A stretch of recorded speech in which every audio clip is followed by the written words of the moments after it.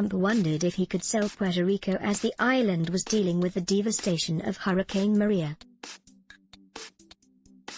We asked a lawyer to confirm whether Trump has the constitutional right, San Juan, while Puerto Rico's residents struggled with the aftermath of Hurricane Maria. Trump asked if it would be possible to sell the island. Elaine Duke, former acting Secretary of Homeland Security, told the New York Times in an interview.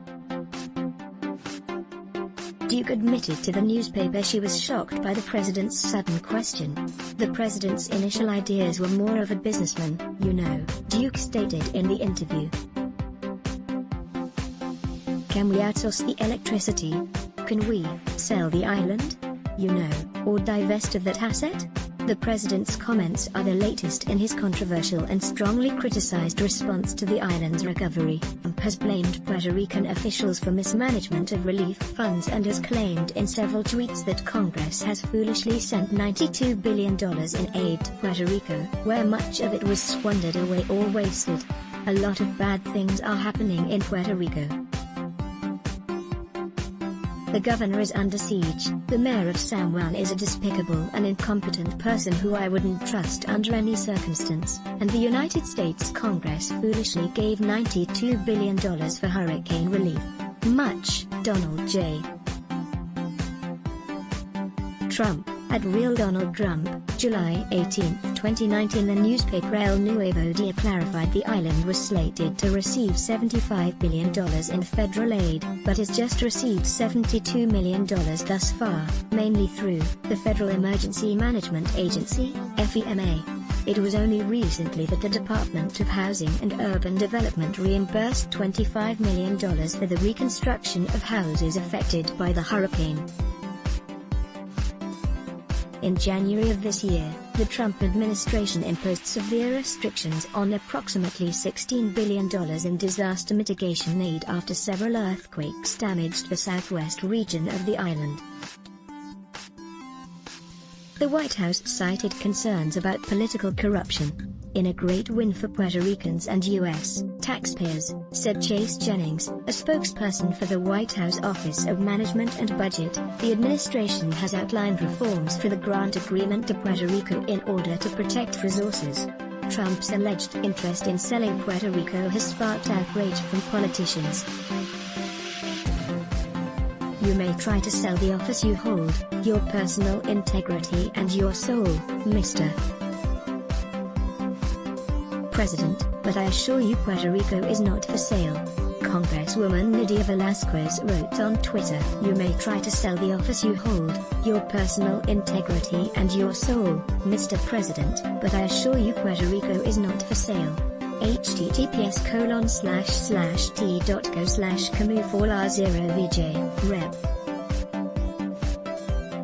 Nydia Velázquez, at Nydia Velázquez, July 11, 2020. Richie Torres, the Democratic candidate for the Bronx 15th Congressional District, said, the road to legal equality for Puerto Rico runs through statehood, which would protect the island from the colonial whims of a madman like Donald Trump. He has commented on this topic multiple times on Twitter. How can the United States claim to be fully democratic when it openly denies equal representation to 3 million people who are citizens according to its own laws, and when it subverts the popularly elected government of Puerto Rico in favor of a financial control board? Richie Torres, at Richie Torres, July 14, 2020. In 2019, Trump also joked about exchanging Puerto Rico for Greenland, when he was interested in purchasing the island from Denmark, according to the New York Times. A never-ending story. According to the lawyer Carlos Gurin Peralta, Trump's question about selling the island is on a par with the way the United States has traditionally treated Puerto Rico. Since the comments come from Donald Trump, they are of particular interest. They come from the President of the U.S., and in a sense, Donald Trump is no different than any of the previous presidents, starting with William McKinley, Green told the Americano. Green explained a series of events in history that highlight the complicated relationship between the U.S. and Puerto Rico. In the beginning, after December of 1898, when Spain ceded Puerto Rico, Guam, and the Philippines to the United States with the Treaty of Paris. Political figures held opposing opinions regarding sovereignty over the newly acquired territories, Green explained. Insular cases. The debate over sovereignty went all the way to the Supreme Court, where the newly acquired territories were differentiated from others that would eventually become part of the U.S. In 1922, the case Balzac v. Puerto Rico confirmed that the island would not be incorporated into the nation. Since then, all U.S. presidents, Congress, and the Supreme Court have treated Puerto Rico as an unincorporated territory that belongs to the U.S., while not being a part of the country, said Green. Territorial clause. The lawyer explained that during the past 2 decades, the U.S. has reasserted its control over the island. Before former President Bill Clinton left office in 2005, he designated a commission to address the situation on the island. In the commission's first report, it was established that the territorial clause was so extensive that the United States could cede the island to another country, even without consulting Puerto Ricans. George W. Bush and Barack Obama reconstituted the commission during their terms. That has been the official position of the president since George W. Bush, reiterated by the Barack Obama Commission as well as Donald Trump through his actions. Green said, no sovereignty. In 2016, the case of Puerto Rico versus Sanchez Valley reiterated again that the island does not have sovereignty. Green said it was interesting that the 3 branches of the U.S. government were in agreement. On June 8, Obama sent a message to the House of Representatives that they would have to pass a bill that originated in the Department of the Treasury. Eventually, it became the PROMESA Act. The next day, the Supreme Court announced the verdict of the Sanchez Valley case, re-emphasizing that the island doesn't have autonomy. At 4 p.m. that same day, the House of Representatives approved the PROMESA project, even with many objections, said Green. PROMESA stands for the Puerto Rico Oversight, Management, and Economic Stability Act, a financial oversight board in charge of restructuring the island's debt crisis. No way out of debt.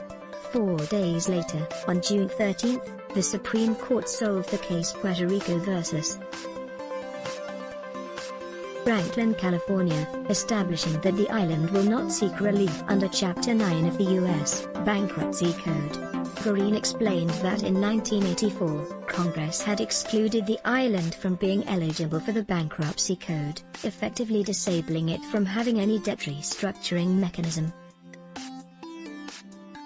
When the Supreme Court ruled on the case, the Senate later approved PROMESA, which was signed by Obama on June 30, 2016. In June 2016, the foundations were set in the executive, judicial, and legislative branches to give sufficient backup for Donald Trump, in light of his constitutional right to state, as he would put it, that it's all about dollars and cents, and Puerto Rico can go to the highest bidder.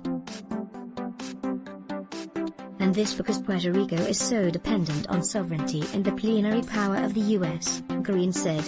Free determination. Green indicated that this constitutional law of the U.S., forged at the beginning of the 20th century, is not consistent with the international obligations that the nation has assumed through international laws. Jimmy Carter created human and political policies during his presidency from 1977 to 1981 that went into place internationally. Bill Clinton and George W.